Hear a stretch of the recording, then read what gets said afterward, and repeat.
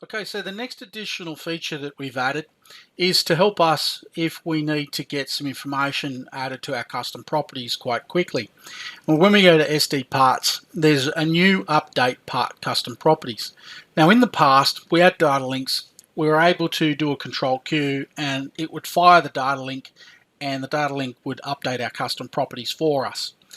Now we do consolidation, and consolidation looks after that. But if you don't want to use consolidation and you typically just want to do a small project, not consolidate it, and you want to update the part's custom properties, you can go into the part after you've changed it.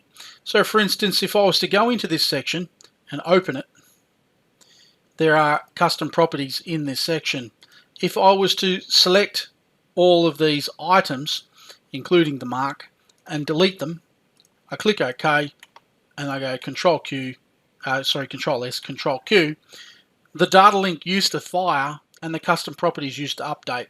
So now we've done is just added that tool to our parts, and you just click the button and it automatically adds it for us. Now you'll notice the mark has not come in because the mark is not part of the custom properties for the component. The mark is part of the consolidation process. This also occurs in plates.